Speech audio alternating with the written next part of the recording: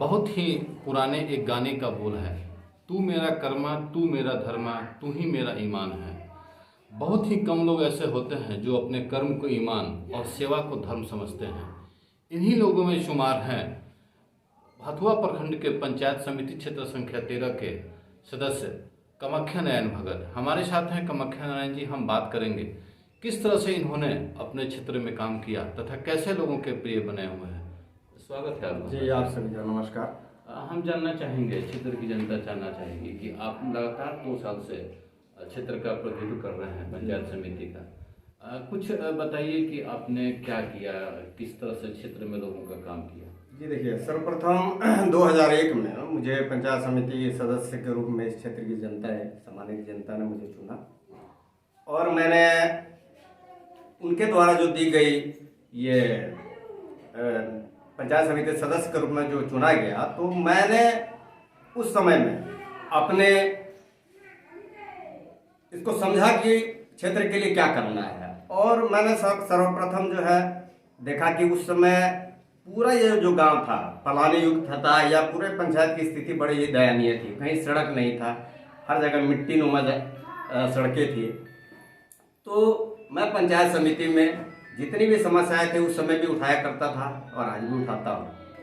रही बात क्षेत्र के विकास की, तो इस पंचायत में 10 प्राथमिक विद्यालय थे लेकिन एक भी मध्य विद्यालय नहीं था। तो उत्क्रमित करने के लिए एक योजना पंचायत समिति में आई हुई थी।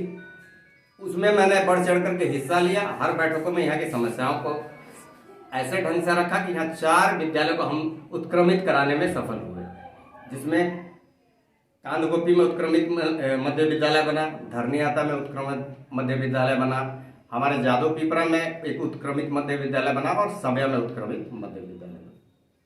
तो ये उस समय की एक बहुत ही कहा जाएगी एक बेहतर कार्य कहा जा सकता है।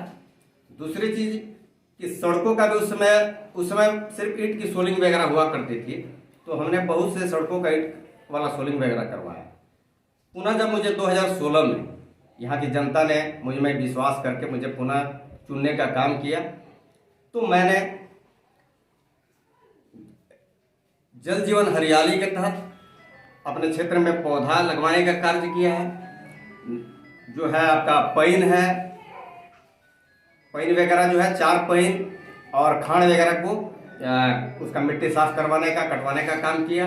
कुछ पोखरा वगैरह का काम हम लोगों ने किया है।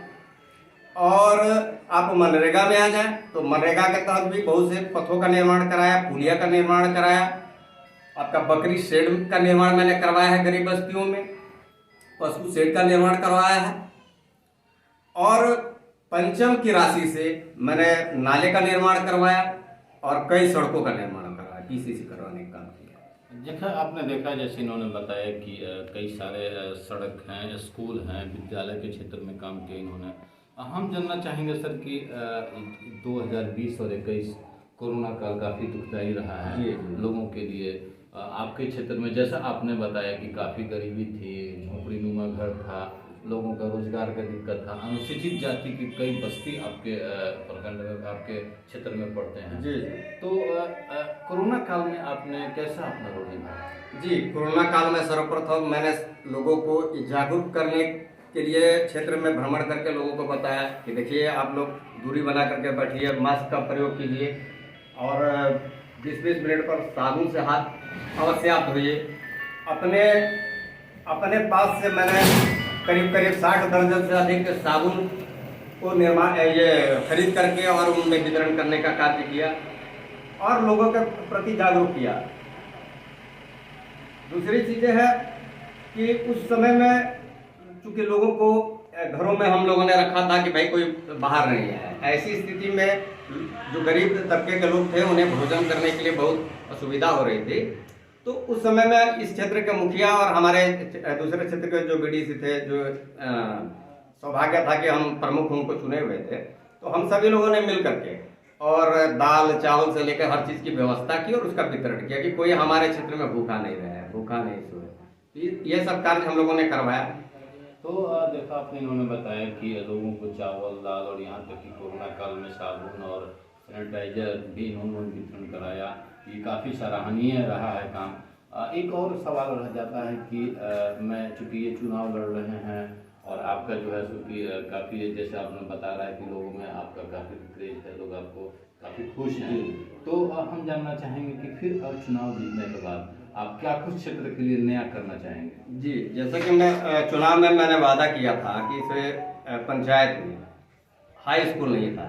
संयोग से हम लोगों ने हाई स्कूल के लिए कई बार पंचायत समिति के बैठकों में और यहाँ एक स्वास्थ्य केंद्र के लिए बार बार मैंने इस समस्या को उठाया।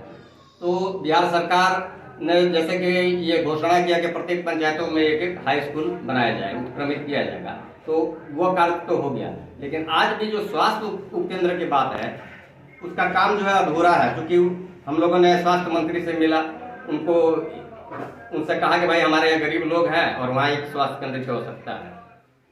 क्योंकि अनुसूचित जाति की संख्या यहाँ ज़्यादा है, मुसहर समाज के लोग यहाँ बहुत ज़्यादा हैं, दलित वर्ग के लोग बहुत ज़्यादा हैं, इसलिए यहाँ बहुत ज़्यादा आवश्यकता है इसकी। तो मैं चाहूँगा कि इस अधूरे कार्य को मैं पूरा कर सकूँ। अगर जनता मुझे मौका देती है तो इस अधूरे कार्य को मैं पूरा करना चाहता हूँ। दूसरी चीज़ है कि मैंने यहाँ 250 के लगभग लेबर कार्ड बनवाया है, और भी कुछ लोग छूटे हुए हैं, मौका मिलता है तो मैं उन्हें भी लेबर कार्ड दिलवाने का प्रयास करूं। मनरेगा कार्ड करीब करीब 300 से ज़्यादा मैंने बनवाया है। तो इस तरह से लोगों के लिए जितने मुझसे हो सकता है मैंने यह कार्य करने का प्रयास किया है। जैसा आपने देखा कि उन्होंने बताया कि हाई स्कूल और प्राथमिक स्वास्थ्य केंद्र खोलना इनकी प्राथमिकताओं में से एक है। बस एक सवाल और हम जानना चाहेंगे आपसे कि जैसा कि हर जनता कहती है, हर लोग कहता है कि आखिर आपको लोग वोट क्यों दें? जी, वोट जनता हमें इसलिए दे कि मैं जनता के बीच ही रहता हूँ, जनता के लिए ही कार्य करता हूँ। मुझे जिम्मेवारी दी गई थी पंचायत समिति सदस्य के रूप में, जो हमारा काम होता है हथुआ माने प्रखंड स्तर पर। तो हम प्रखंड स्तर पर प्रतिदिन 2 से 3 घंटा निश्चित रूप से देते हैं कि हमारी जो जनता वहाँ जाती है उनका कोई भी समस्या है उसका समाधान हम रह के करवा सकें। दूसरा चीज़ कि मैं एक चीज छूट गया कि मैं यह बताना चाहता हूं कि जो युवा वर्ग है जो खेल के प्रति बहुत ही उत्साहित रहते हैं, तो मैं आने वाले समय में ये चाहता हूं कि हर किसी के लिए खेल सामग्रियों का व्यवस्था करा करके हर वार्ड में एक टीम, हर वार्ड में टीम जो है उसका बना करके और एक प्रतियोगिता वगैरह करवाता रहूं, जिससे कि वो आगे उनका भविष्य जो है आगे उज्जवल हो और वो आगे बढ़ सके और इस क्षेत्र का नाम कर सके। चलिए सर, बहुत बहुत शुभकामना आपके लिए। जी जी। जैसे आपने देखा कि इन्होंने बताया कि इन्होंने शिक्षा के क्षेत्र में भी काम किया है, हाई स्कूल खुलवाने की ड्रीम प्रोजेक्ट है, और उत्क्रमित मध्य विद्यालय करवाया, उसके बाद स्वास्थ्य केंद्र में भी काम करना चाहते हैं। अब देखना होगा कि इनके कार्यों को किस तरह से लोग समीक्षा करके इन्हें सर आंखों पर बैठाते हैं।